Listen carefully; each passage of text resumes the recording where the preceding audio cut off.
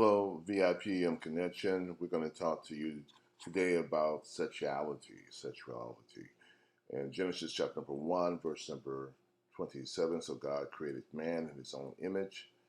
In the image of God, he created him, male and female. He created them.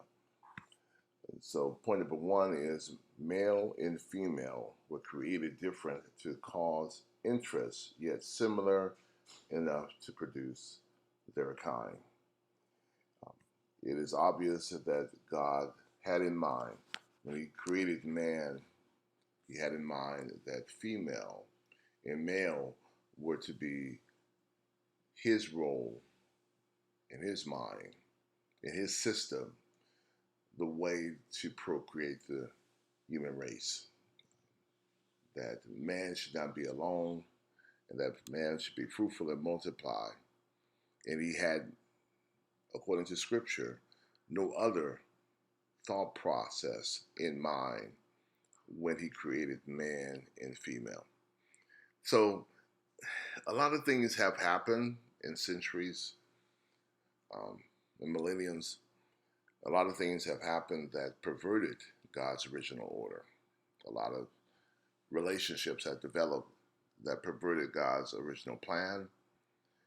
And we must be careful to always use the blueprint that God has given us as it relates to our sexuality, and make sure that we maintain the distinction between male and female. That even though in this day and time there are people who are quick to erase our distinction as man and woman, and that we are in a society that, for better or for worse, doesn't want to accept gender. The trend is to be a genderless society.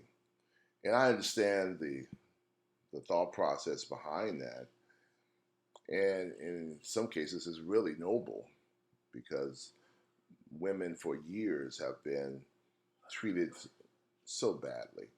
Um, we have treated women and not giving them a right to vote, not giving them a right to earn equal wages for the same job, and gender bashing at the expense of demeaning women, using women as sexual objects, really abusing women in some cases, because men generally are more developed muscularly.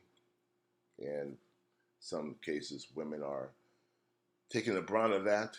And I understand all those things as a backdrop of wanting to have a genderless society, but it is not in God's scheme to not acknowledge the distinction that he made with man and with woman. And so God created man in such a way also that he is wired to look at and be attracted to women, and to look at and to be attracted to women, and to be drawn toward woman because of the way she looks and appeals to him. Woman has been made to be relational and emotionally connected with her man. And so therefore it is God's plan. It is God's plan for those two aspects of humanity.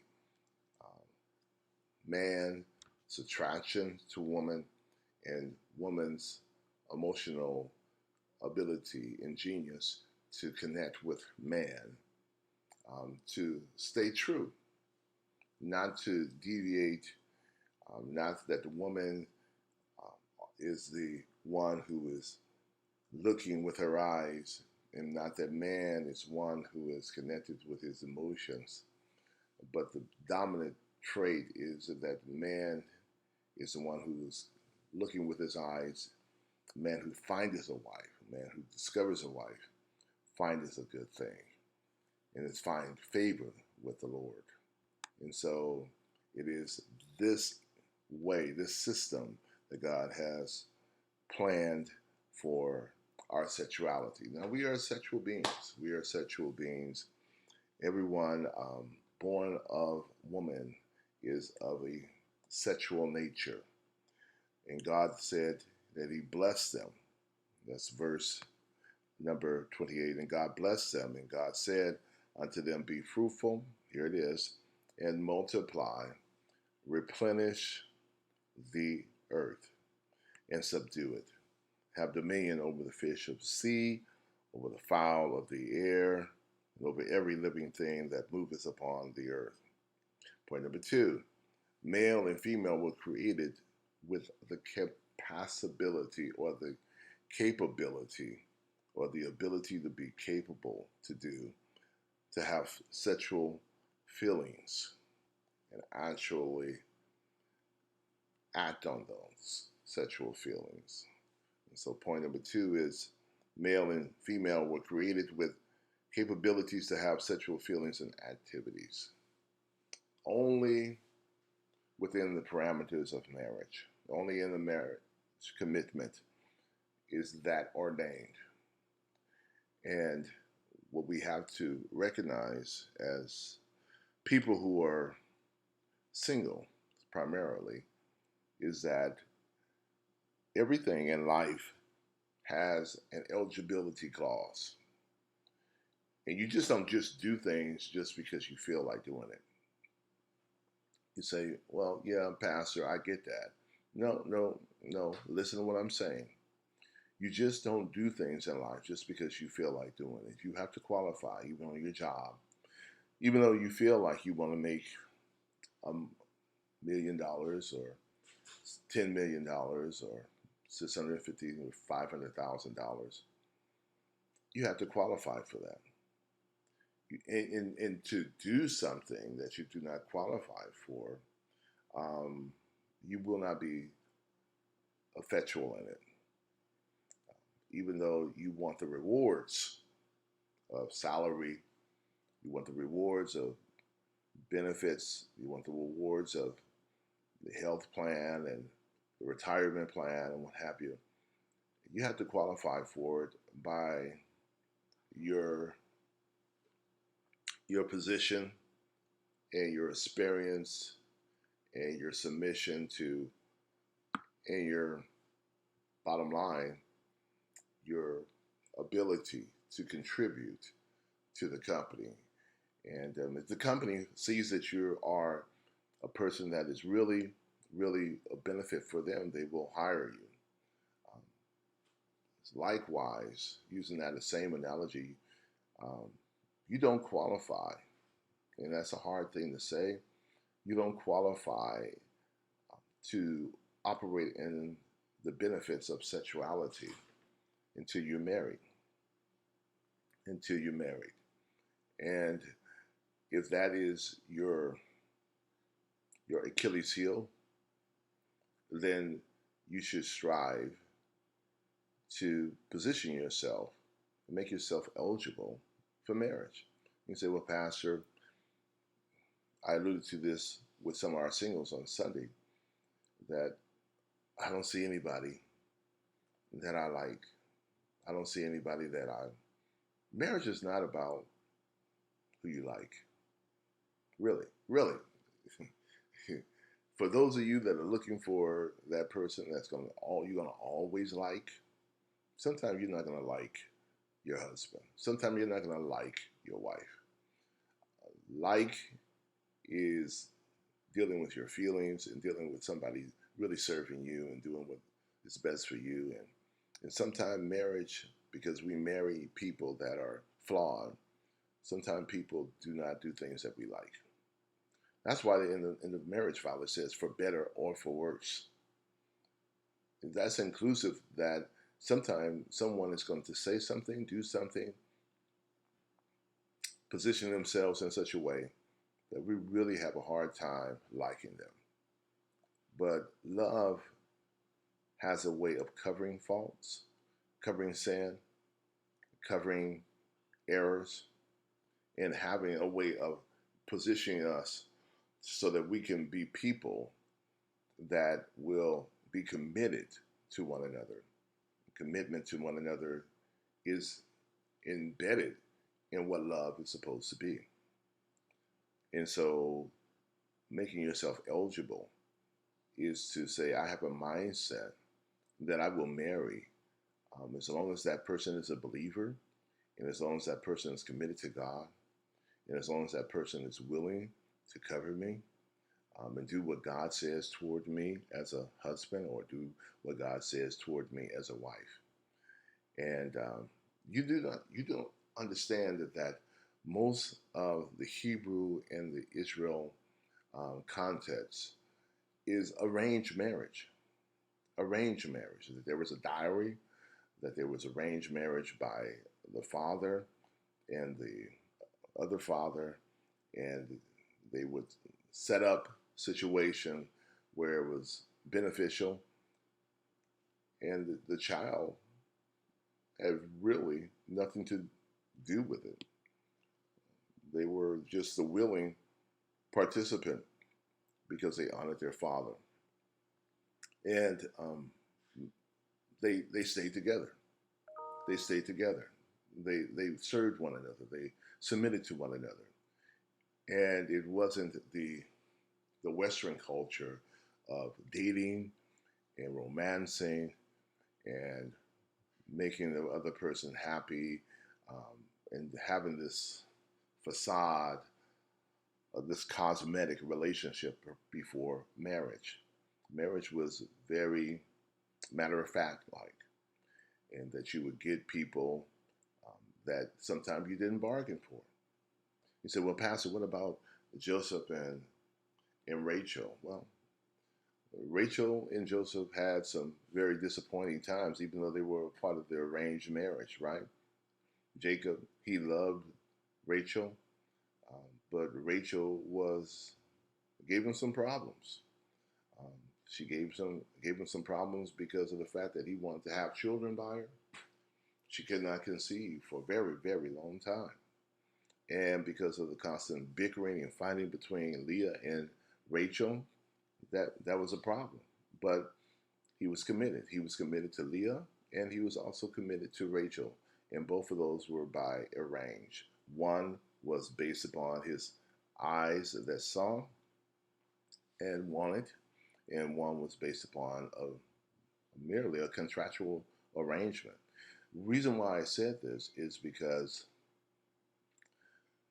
oftentimes we go into marriage with a mindset that I fall in love with this individual, and then I fall out of love with the individual. But marriage is a choice. Being in love is a choice. Being out of love is a choice. And all those areas are within what God has given us the ability to do. Does that make sense?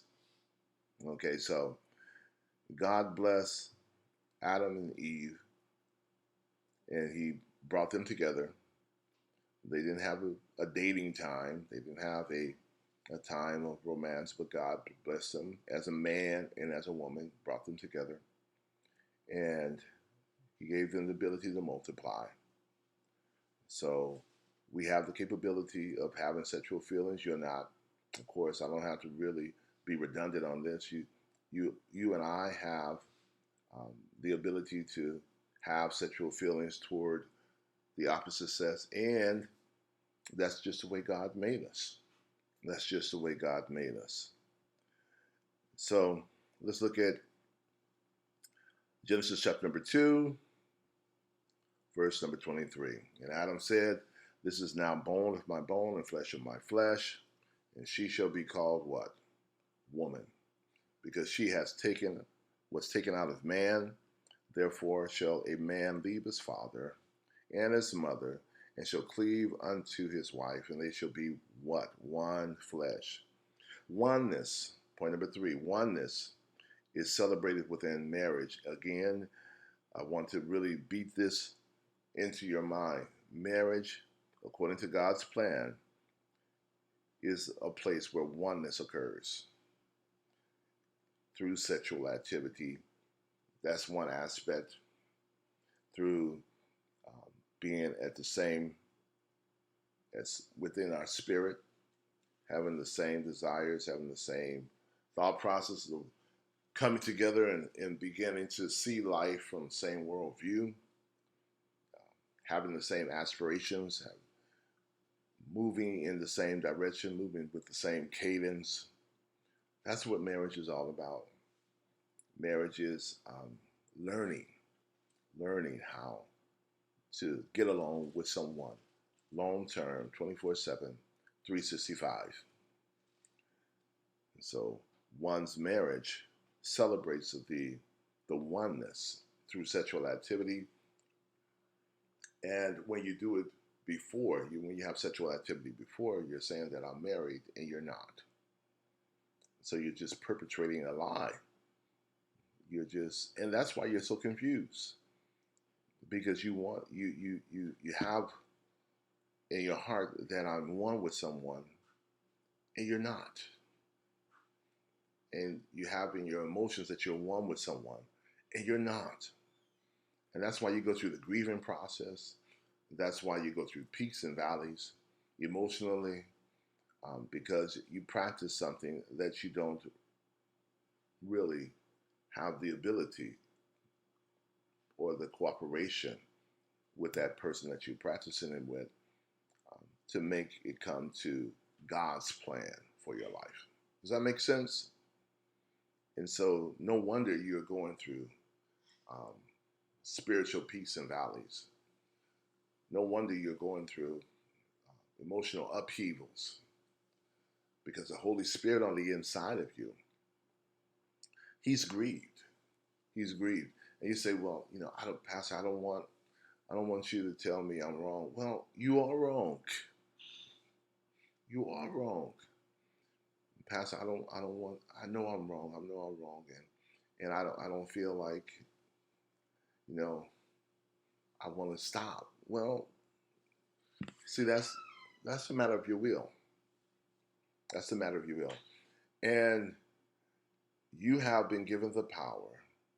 You have been given the understanding to know what's right from wrong. I'll use another analogy. That you know right from wrong as it relates to murder, right? And even though you get real mad with an individual, you know what's right and what's wrong. And it's left up to you to stop at the point of when your wrath gets to a place. It's left up to you to de-escalate, to call yourself and talk yourself down off the cliff. You know it's wrong to not honor your father and your mother, right? You just don't do it. You know it's wrong not to lie. To lie. You know it's wrong to lie and to steal. You know all those things are wrong. And you just don't do it. See, that's where adulthood comes in. Adulthood comes in, emotional health comes in when you say, no, I'm not going to do it. Even though this gratifies me momentarily, I'm not going to do it.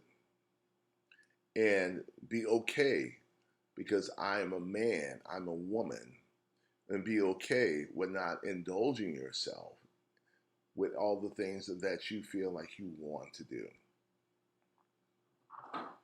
So oneness, point number 4, oneness physically is an outward expression of an emotional and spiritual oneness. It's an outward expression of an emotional and spiritual oneness. And so God has sanctioned this only for married people. Only for married people. And if you do, and if you can't, because you're an adult, and if you do things that God has sanctioned you not to do, there are consequences. Say that with me. There are consequences to every action that you do that's outside of God's will. There are consequences. And there's really no rationalizing, and there's really no negotiating that truth. If you do things that God says no to do, And even though you want to do things, and I'm not spiritualizing, this is just reality. Even though you want to do it, you have to say within yourself, I'm going to continually live life with consequences. And you have to make up in your mind, do I want to walk in the blessing? Is my love for God strong enough that I'm determined to walk in the blessing and I focus in on serving Him more than I focus in on serving me? So yes, we are sexual beings. Yes, we have been made with the capacity to be fruitful and multiply. But we have to realize that that's within the parameters only of marriage. That yes, we can do certain things because we're an adults, but with adulthood, that comes with depriving ourselves. That comes with delayed gratification. That comes from saying no to ourselves because of our loyalty and our love for God. God bless you. May heaven smile upon you. May He keep you in the center of His holy will. I love you, single lady, single man, married woman, married man, but primarily singles. I love you. I love what God is doing in you. I love what God has in store for you. I love for you to continually thrive in God, knowing that if a husband or a wife is in your future, God is already preparing you in your singleness for that man and that woman. So be encouraged. Be encouraged. Trust the timing of God. Trust God's plan for your life and submit to that. God bless you again. Bye-bye.